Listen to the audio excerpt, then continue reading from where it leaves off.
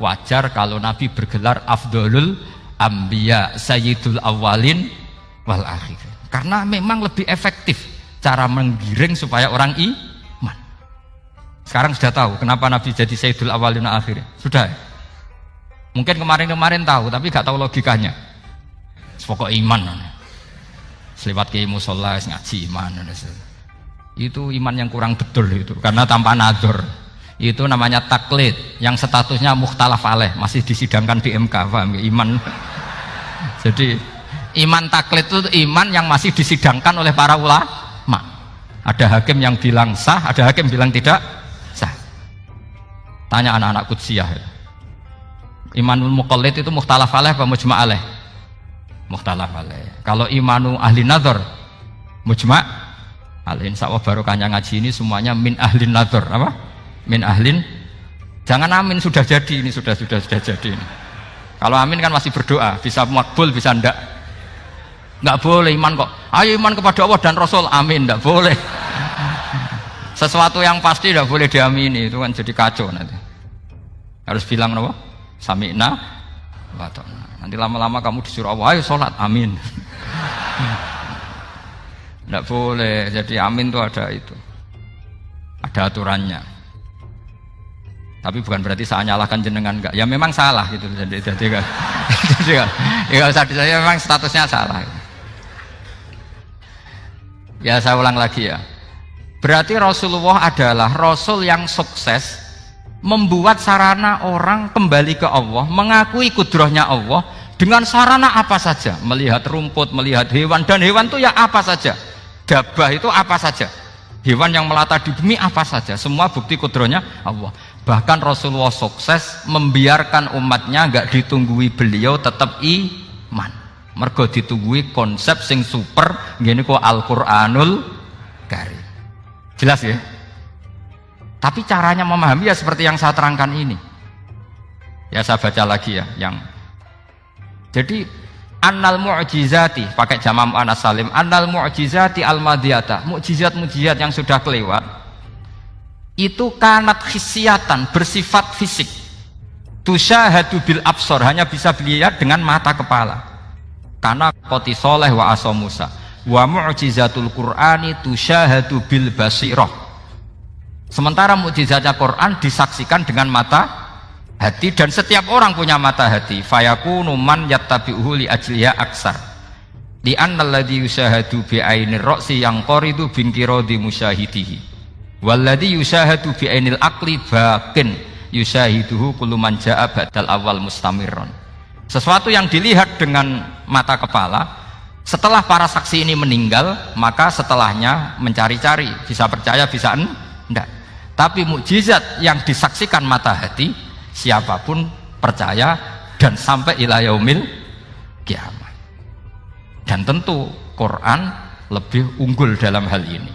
Dan insya Allah kita semua adalah ahli Quran, yaitu harus punya kesimpulan falam mata bayana lahu qala a'lamu annallaha ala kulli syai'in qadir. Sebagian ayat walita alamu annallaha ala kulli syai'in qadir wa annallaha qad ahata bi kulli syai'in ilma.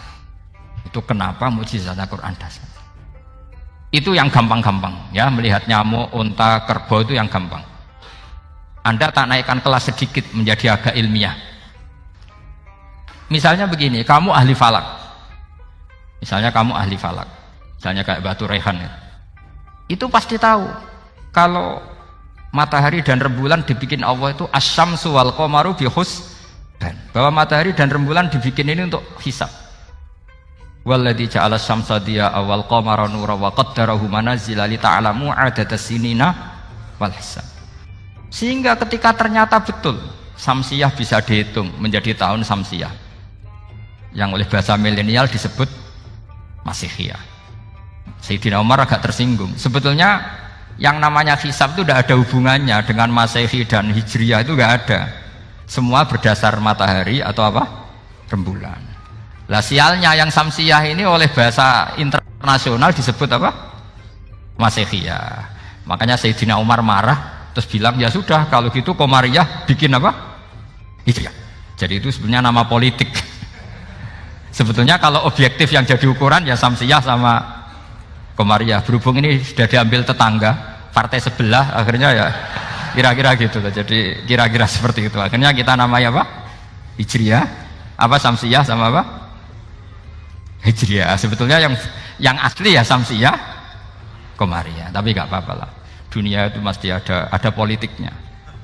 Lah yang repot orang-orang fanatik hukum pakai bahasa nasional, itu repot. Jadi misalnya kematian Yesus Kristus, itu mesti Batu Rehan kan nggak percaya. Akhirnya ditambahi kematian Sibeh. Karena kalau bilang iya kan percaya, makanya ditambahi apa? Sibeh. Karena menurut orang Islam berkeyakinan Nabi Isa itu nggak terbunuh, maka ditambahi apa? Sibeh. Saya dulu pernah usul, karena beliau itu kalau manggil bahasa itu bude, jadi saya pernah sowan usul. Mbok ditulis gini saja, Mbah. Kematian Yesus dalam kurung katanya. Tapi mungkin terlalu vulgar ya, jadi akhirnya dibikin apa? Sibeh ya? Di kalender Kudus kan apa? Sibeh ya, ditambahi Sibeh.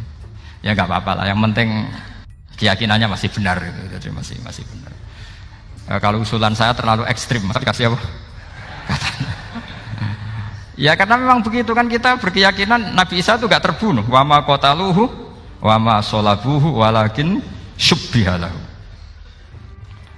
Jadi ini saya teruskan ya. Ini paling masih berapa jam ini. Kalau kelamaan sampai dolim itu ganggu kiai lama-lama gitu. Saya tadi sudah bilang sama panitia, orang Indonesia itu gak sopan. Kalau suka kiai itu didatangkan, itu agak masalah sebetulnya. Dalam etika itu masalah. Kalau seneng kiai ya sowan ngaji, jangan sowan di dalam, itu ganggu ya, sowan ngaji saja. Dulu Imam Malik itu anaknya raja itu, Imam Malik itu seangkatan dengan Harun Ar-Rasyid. Makanya jangan berharap kalau saya gampang diundang. Bukan karena saya sombong, memang etikanya seperti itu. Jadi Imam Malik diminta datang ke istana untuk ngajar anak-anaknya Harun apa? Ar-Rasyid. Masyhur Imam Malik tersinggung terus kata bang, al ilmu yu'ta la ya'ti. Ilmu itu disowani bukan sowan. Akhirnya Harun Ar-Rasyid minta anak-anaknya datang ngaji ke Imam Malik. Itu anak presiden. Imam Malik berani, al ilmu yu'ta la ya'ti. Tapi kalian beruntung karena saya hormat sama mbah-mbah saya di sini. Wong makom buyut saya itu ya berarti apa ya? Selatannya makamnya Sayyid Ja'far Shadiq itu di situ kan ada makamnya Mbah Soleh, Mbah Maksum, itu mbah saya. Nah, makanya dulu saya ngaji di sini lama di Damaran itu, maksudnya lama itu ya mungkin setahun. Karena saya memang mulai kecil di sarang, sampai sekarang saya masih ngajar di sarang. Tapi dulu cukup ya, karena saya kesini sudah hafal Quran, jadi hanya setor setiap hari satu juz, jadi cepat lah. Saya tidak punya masalah ingatan, alhamdulillah, jadi cepat hafal.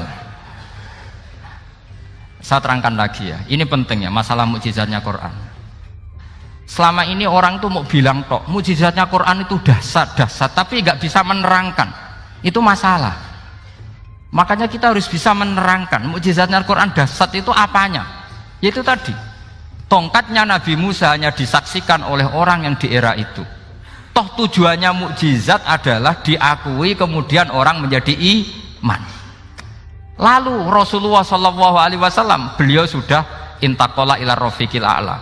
Tapi konsepnya Quran menjadikan orang yang nggak ditunggui beliau tetap iman ila yaumil kiamah. Itu yang maksud fa'arju an akuna aktsarahum tabi'an yaumal kiamah. Mukjizat saya itu cukup Quran kata Nabi, dan dengan mukjizat itu orang akan iman ila yaumil kiamah. Caranya seperti ini.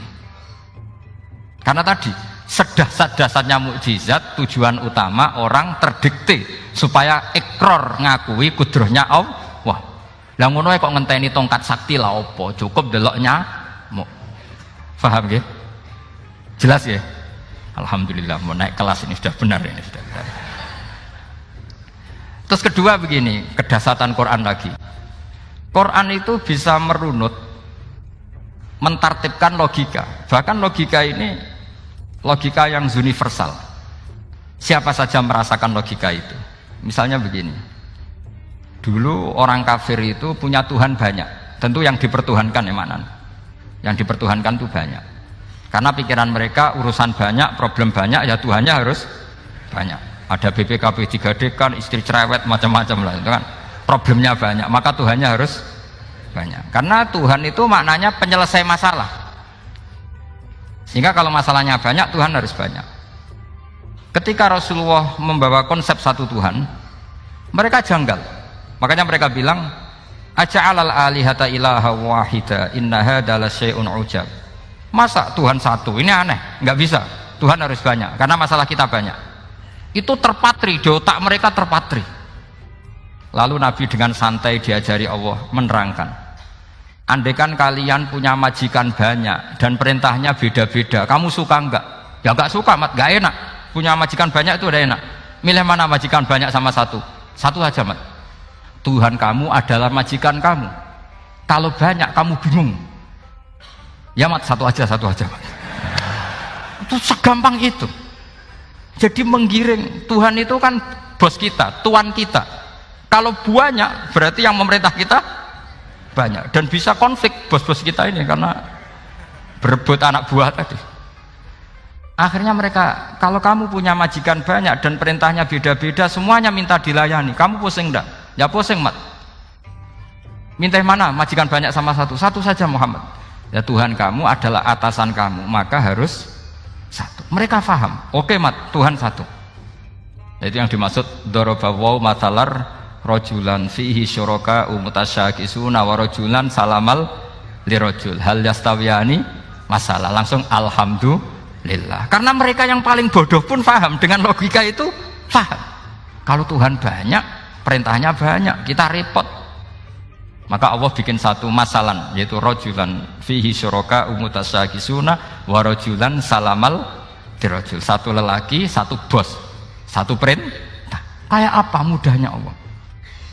Kemudian mereka tetap menuhankan Lata, Hubal, dan Uzza karena mereka dipertuhankan. Sebenarnya nggak pernah Tuhan, tapi dipertuhankan. Allah memberi contoh tuh sederhana sekali. Wa daraballahu mathalar rajulaini ahaduhuma abkam la yaqdiru ala syai'in wa huwa kallun ala maulah aina ma yuwajjihu la ya'ti bi khair hal yastawi huwa may ya'muru bil adl. Kata Rasulullah, Lata itu menurut kamu apa? Ya Tuhan kami. Muhammad, Hubal ya Tuhan kami, Uzzah ya Tuhan kami. Lalu kalau mereka kotor ya saya mandikan, kalau hidungnya coplok ya saya tata. Terus kata Rasulullah begini, kamu mau nggak punya budak atau pembantu yang buta, tuli, bisu? Kamu mau nggak punya pembantu loh ya, pembantu itu budak zaman dulu. Kamu mau nggak punya pembantu yang buta, yang tuli, yang bisu? Wah gak doyan, mat. Gak apa pembantu ngono. Lah pembantu saja kamu nggak mau yang gitu, kok malah punya bos begitu? Orang yang tuli, yang bisu, yang kopok, jadi pembantu saja nggak layak, kok malah jadi pangeran. Paham ya? Arca dan berhala itu kan nggak bisa apa-apa. Kamu mau gaji ngasih THR pembantu yang kopok, bisu, picek? Mau? Wong jadi pembantu saja nggak sah, kok mau jadi apa? Tuhan atau jadi majikan? Jadi Allah bikin contoh gampang sekali. Wa daraballahu mathalar rajulaini ahaduma abkam la yaqdiru ala syai'in, enggak bisa apa saja. Wa wakallun amala maulah, anane ngrepoti tok. Ainama yuwajjihu la yati bi khair.